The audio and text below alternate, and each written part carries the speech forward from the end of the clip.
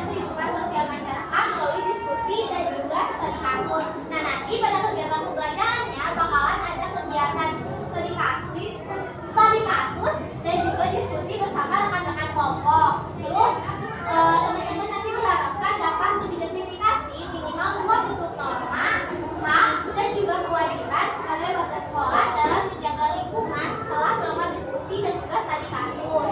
Terus teman-teman juga diharapkan dapat menyimpulkan informasi terkait permasalahan perubahan kondisi alam yang telah dianalisis sebelumnya ke dalam karya gambar sederhana secara sistematis dengan memperhatikan penggunaan garis horizon dan juga penguasaan ruang setelah melakukan analisis studi kasus. Jadi nanti teman-teman bakalan ada tugas untuk menggambar sebuah permasalahan dan juga solusi dari studi kasus yang sudah teman-teman lakuin. Terus selanjutnya teman-teman diharapkan dapat memberikan tanggapan secara santun dan juga relevan terhadap presentasi teman berdasarkan informasi yang disampaikan serta pengetahuannya sendiri setelah menyimak kegiatan presentasi kelompok secara aktif. Terus nanti kegiatannya juga bakalan ada presentasi dari setiap kelompok dan teman-teman diharapkan dapat memberikan saran dan juga menanggapi presentasi dari teman-temannya. Siap? Nah, pada kegiatan sekarang, kita mau tanya nih, apa saja contoh perubahan terhadap lingkungan di sekitar kita? Ada yang tahu nggak? Semisal lingkungan yang tadinya rindang, terus ditebang pohonnya itu jadi gimana? Jadi gundul, terus jadi panas juga kan? Nah itu contohnya. Terus kenapa sih kita perlu menjaga lingkungan? Supaya lingkungannya bersih, supaya lingkungannya bisa terjaga ya. Nah, tadi kan udah ngebahas nih tentang lingkungan sekitar. Terus teman-teman pernah gak sih mendengar ataupun melihat berita tentang banjir, tentang kekeringan, atau tentang hutan yang gundul? Pernah? Pernah lihat atau dengar di mana? Di TikTok, terus di TV ya suka ada. Terus kalau di lingkungan sekitar rumah teman-teman pernah ada atau enggak? Nah, pernah ada apa banjir? Nah, tadi kan udah ada pembahasan tentang lingkungan sekitar, perubahan lingkungan sekitar, terus ada juga permasalahan-permasalahan yang di lingkungan sekitar. Nah, pada pembelajaran kali ini, teman-teman bakalan belajar tentang bagaimana sih lingkungan sekitar itu dapat berubah, bagaimana teman-teman bisa menjaga lingkungan sekitar agar tetap bisa kita tempati dengan nyaman, dengan bersih, dan juga supaya kita tuh bisa hidup sehat dan juga hidup nyaman. Nah, untuk pembahasan selanjutnya akan dilanjutkan bersama dengan Hasanca. Teman-teman simak dengan baik ya. Hai semuanya. Hai. Oke, kita lanjut dengan apa ya? Tadi ada yang nyebutin kalian pernah lihat bencana gitu ya, kayak banjir itu di sekitar rumahnya ada, kan? Nah sekarang kita lihat nih permasalahan lingkungan yang sering terjadi di Indonesia. Itu kakak minta perhatiannya untuk menyimak video ini. Siap? Boleh dimulai.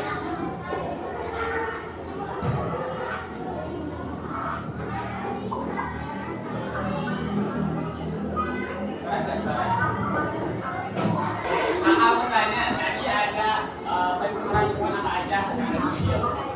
Tadi apa lagi?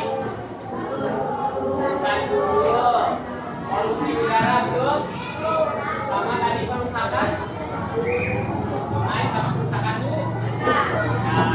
Nah, kira-kira dari permasalahan tersebut itu apa sih yang dapat menyebabkan hal itu bisa terjadi? Kayak terjadi tadi itu karena apa? Terus adanya hutan dulu karena apa? Nah untuk sekarang kita akan membahas terkait penyebab hal tersebut. Untuk itu boleh dilanjut terlebih dahulu.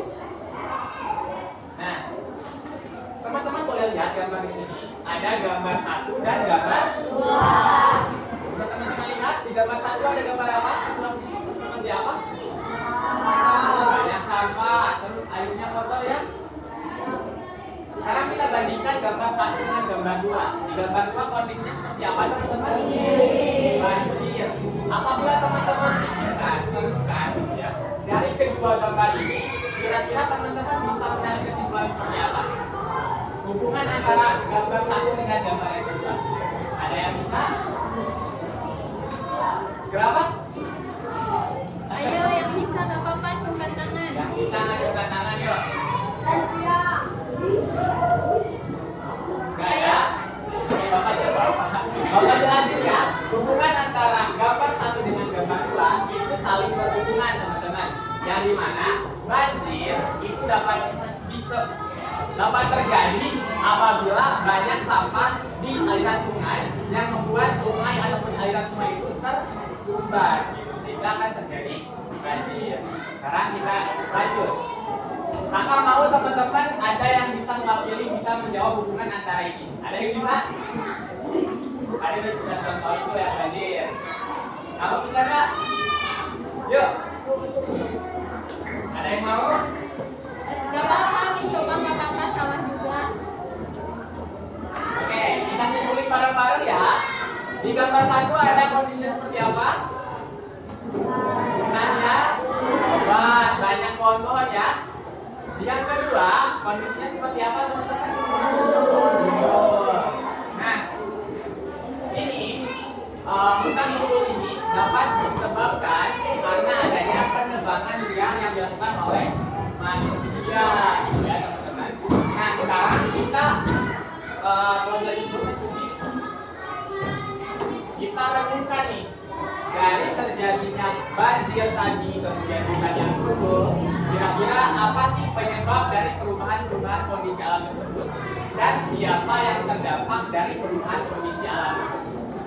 Nah, untuk itu, untuk menjawab hal ini, mari kita belajar bersama-sama. Dilanjut ya Suci.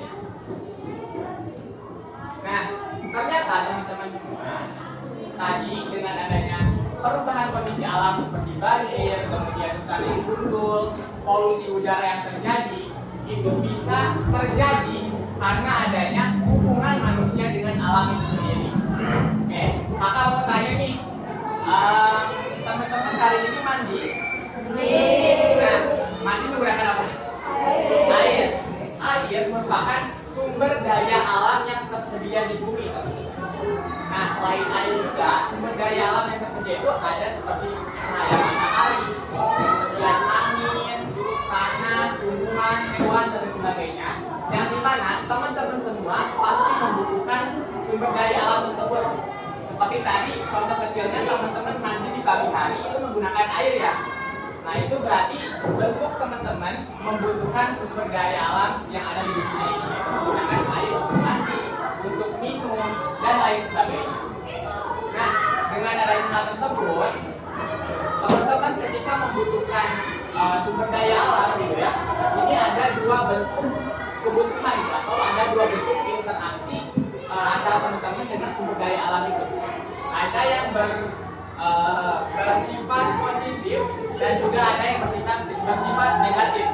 Nah, di mana untuk yang bersifat positif itu teman-teman menggunakan sumber daya alam dengan rasa peduli. Rasa peduli seperti apa kak? Contohnya seperti menghemat ataupun hal yang lainnya. Jadi ketika teman-teman misalnya menggunakan air ketika mandi ya, itu menggunakan airnya dengan hemat tanpa memboros-boros si air tersebut ketika digunakan. Dapat dipahami untuk yang positif? Jadi untuk yang positif itu teman-teman bisa menghemat dan juga peduli terhadap lingkungan itu sendiri. Sedangkan untuk yang negatif, ketika teman-teman menggunakan sumber daya alam itu, teman-teman menggunakannya secara berlebihan dan tidak ada rasa peduli. Dapat dipahami? Oke, kita lanjut. Coba di sini ada gambar apa aja?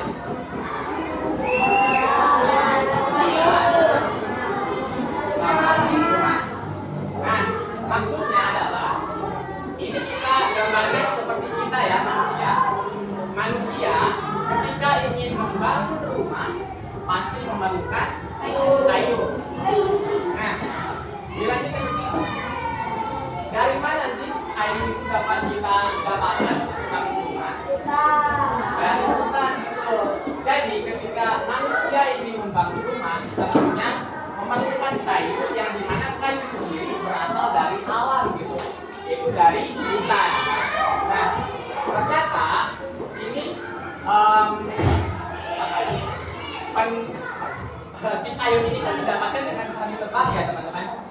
apa? Yang dimana ketika manusia menebang si hutan itu, maka hutan tersebut akan menjadi gundul. Yang tadinya banyak pohon yang sangat indah, tapi ketika kayunya diambil, maka hutannya akan menjadi gundul. Nah, tapi hal ini bisa diatasi gitu. Yang dimana ketika hutan gundul, maka kita dapat melakukan apa? Reboisasi. Reboisasi itu adalah penanaman pohon kembali. Karena kita selaku manusia pastinya memerlukan tumbuhan, yang dimana tumbuhan itu bisa menghasilkan oksigen untuk kita bernafas. Gitu. Dengan adanya reboisasi, tentunya hutan yang gundul akan kembali lagi menjadi hutan yang lestari. Sekarang kita bandingkan nih dengan slide selanjutnya. Kalau tadi hutan gundulnya kita lakukan reboisasi atau penanaman ulang, sekarang tidak adanya reboisasi, maka hutan yang gundul tidak akan menjadi hutan yang lestari atau akan tetap menjadi hutan gundul, yang dimana hutan gundul pasti akan berdampak buruk bagi makhluk hidup lainnya, baik itu bagi kita sebagai manusia maupun bagi hewan-hewan yang ada di hutan itu sendiri. Ada lanjut?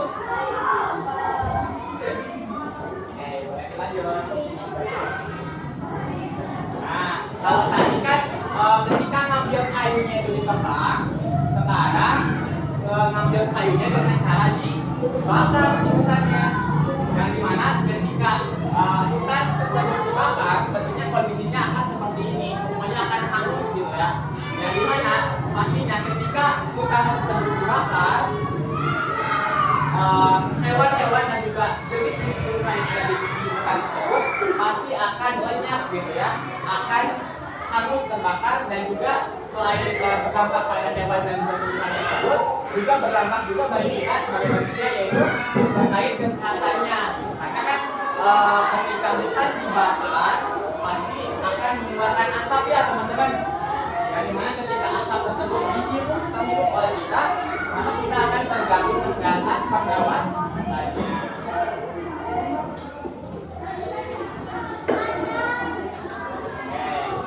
Bisa dipahami ya teman-teman, ternyata dengan adanya perubahan kondisi alam kayak tadi hutan yang gundul, banjir, ternyata itu bisa terjadi karena adanya pola hidup kita selaku manusia gitu. Jadi ketika teman-teman hidup di dunia ini, teman-teman harus bisa sadar terhadap kehidupan teman-teman. Harus misal banyak sampah, itu teman-teman harus membuangnya ke tempat sampah atau tempat yang seharusnya gitu ya. Dan hal-hal yang lain juga teman-teman harus bisa sadar bahwasanya lingkungan adalah teman kita.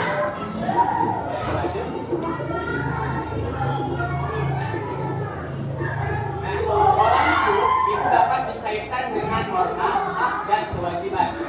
Ada yang tahu norma di sini? Ada? Jadi norma itu adalah semacam aturan yang tak tertulis. Nah, untuk jenis norma sendiri ada norma keagamaan, norma kesusilaan, norma kesopanan, norma hukum, dan keempat itu. Dan dimana pola hidup teman-teman dalam kehidupan sehari-hari gitu ya pasti berdampingan dengan norma ini sendiri. Kayak norma agama dinilai sebagai seperangkat aturan yang bersumber dari kitab suci, bebas berisi perintah, larangan, dan anjuran kepada Tuhan yang Maha Esa. Nah, kaitannya dengan kehidupan lingkungan, di sini ada ajaran untuk menjaga ciptaan. Untuk kesusilaan di sini aturan yang bersumber dari hati nurani manusia. Nah, contohnya tidak merusak tanaman ataupun taman umum gitu. Jadi untuk kesusilaan sendiri itu berasal dari hati teman-teman gitu. Itu bisa peduli terhadap lingkungan itu sendiri. Bahkan untuk norma kesopanan, contohnya tidak membuang sampah sembarangan, dan untuk norma hukum itu bersumber pada Undang-Undang Nomor 18 Tahun 2008 Pasal 29.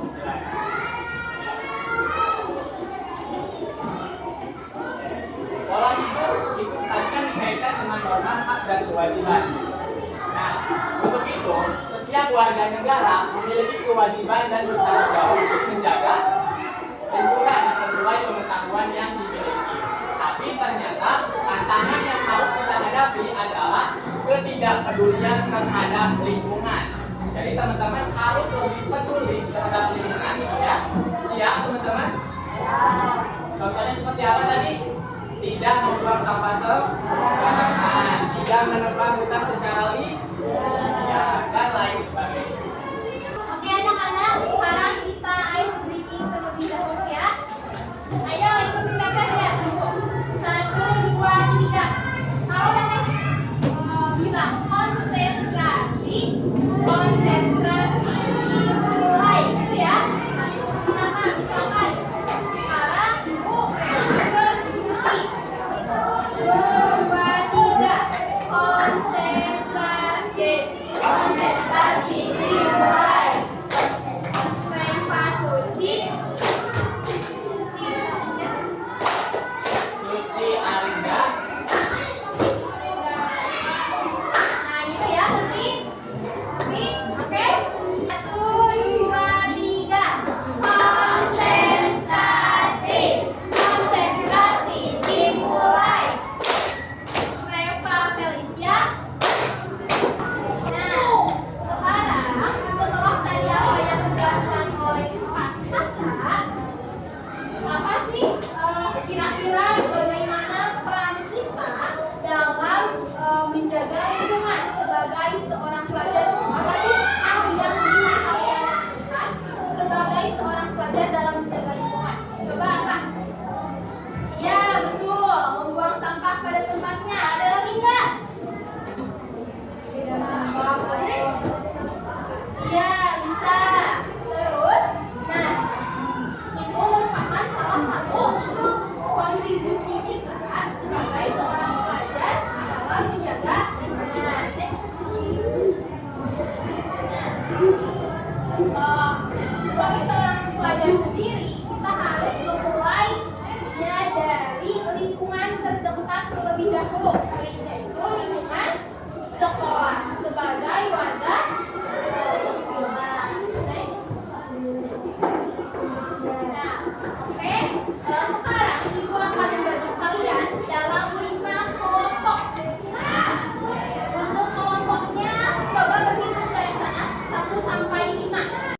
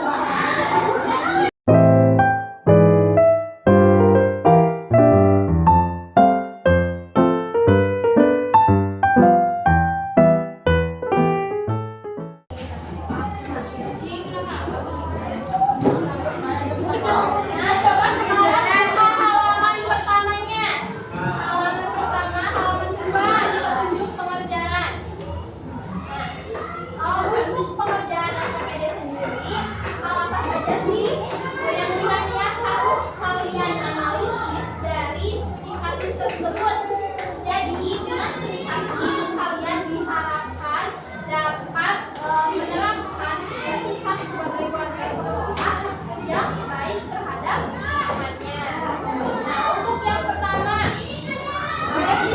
Nah, katanya kalian nanti baca dulu lembar teks naratifnya ya. Jadi setiap kelompok kan berbeda, baca terlebih dahulu. Kemudian yang kedua, analisis. Yang pertama, masalah utamanya. Cari masalah utamanya dari studi kasus itu apa. Yang kedua, penyebabnya apa. Yang ketiga, dampaknya. Kemudian yang keempat, hak, kewajiban, dan norma apa sih yang bisa dikaitkan dengan studi kasus tersebut. Dan yang kelima, solusi apa yang bisa dilakukan. Jadi kalian yang pertama-tama harus baca teksnya terlebih dahulu. Oke, bisa dimulai dari sekarang ya.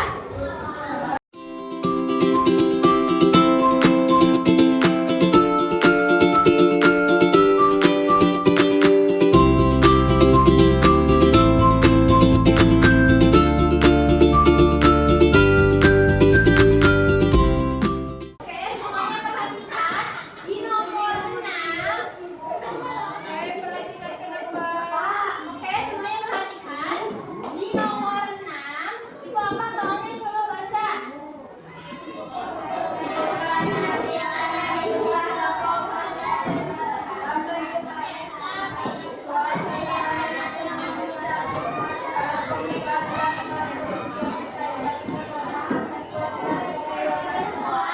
Oke, jadi setelah kalian tadi menganalisis masalah, penyebab, dampak, dan juga solusi dari studi kasus yang diberikan, Teteh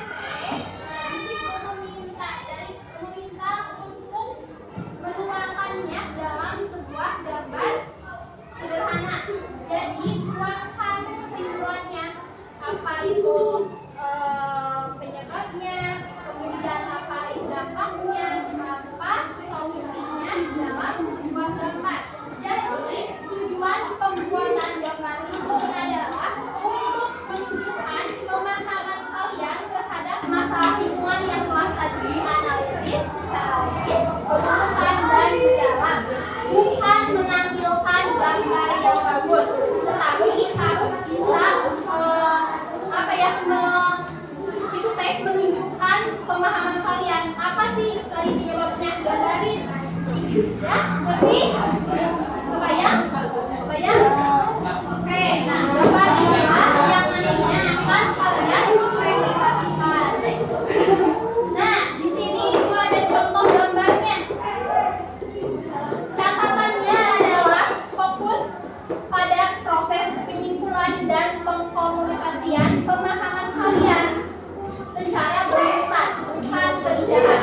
Jadi nanti di gambarnya itu kalian apa masalahnya, apa penyebabnya, apa dampaknya, dan apa solusinya secara berurutan. Masalah, penyebab, dampak, solusi. Ngerti semuanya? Ngerti? Oke, bisa dimulai dari sekarang ya.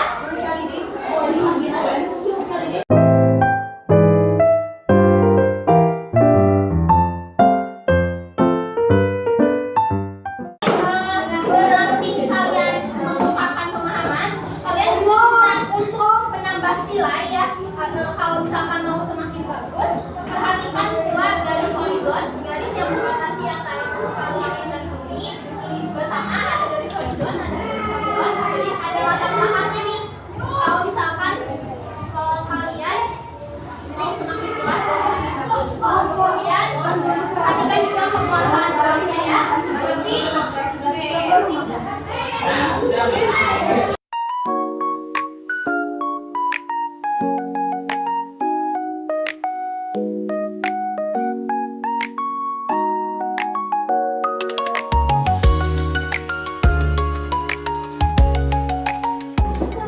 Oke, karena kalian sudah mengerjakan LKPD, masih pada semangat nggak? Masih pada semangat?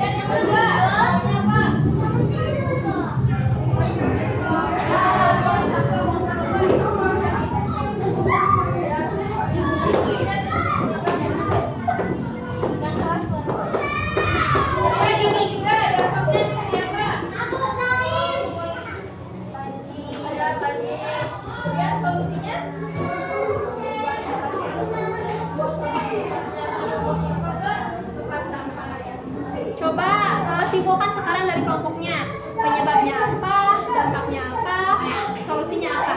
Ya, dari kelompok apa keseluruhan itu penyebabnya apa, dampaknya apa, dan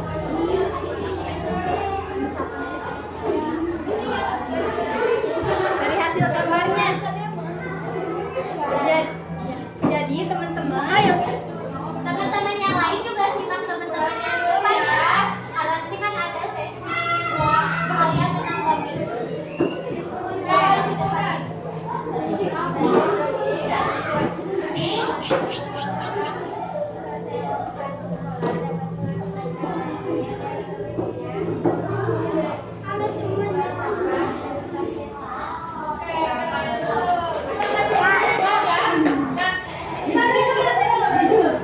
ada tepuk. Jadi ketika teman-teman kita sudah maju ke depan, kita bakal apresiasi dengan tepuk. Jadi tepuk kita dikasih W, kasih O, kasih W. Wow, keren. Wow, keren. Kasih.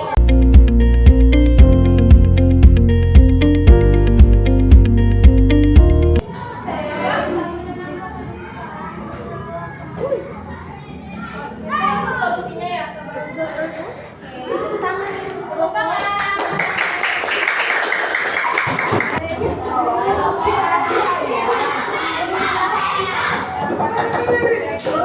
Nah, mungkin untuk sesi presentasinya tadi udah ya. Jadi tadi kita sudah mempelajari terkait masalah dari suatu akibat dari pola hidup manusia, kemudian penyebabnya apa, dan juga dampak serta solusinya. Kemudian untuk selanjutnya mungkin KKPI-nya boleh di karena kalian tadi sudah mendapatkan materi dari Kak Sanjo, kemudian Bu Reva, kemudian tadi sudah mengerjakan LKPD dengan menggambar sederhana. Sekarang mau membagikan soal evaluasi untuk mengukur sejauh mana kalian memahami materi yang tadi. Satu orang satu ya. Silakan.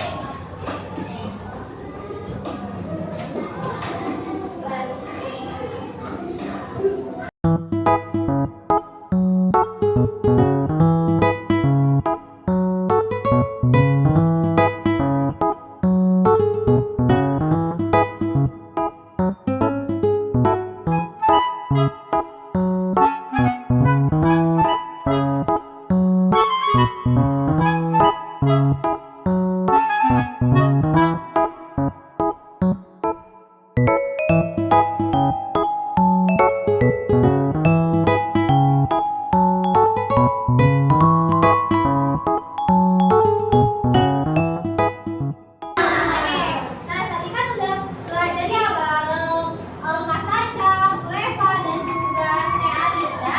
Nah, apa aja sih yang telah kita pelajari pada pertemuan hari ini? Tadi kita belajar apa aja? Belajar tentang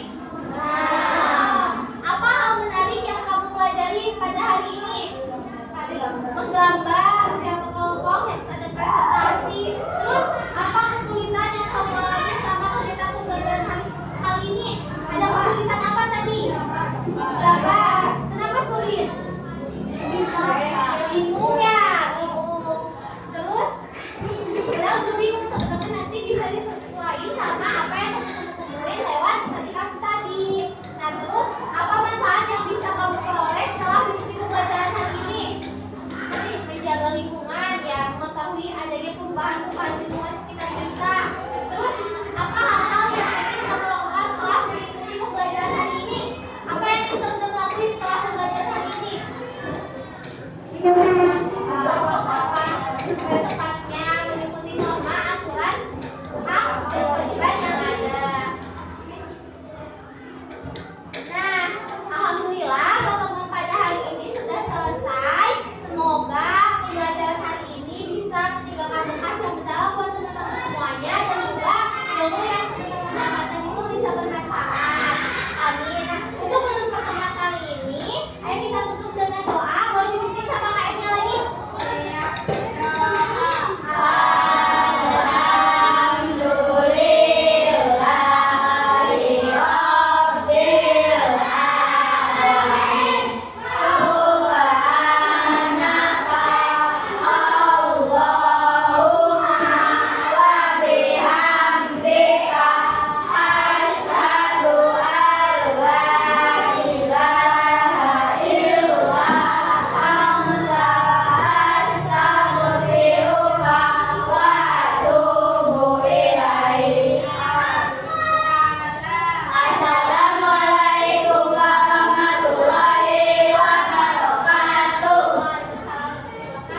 Terima kasih semuanya.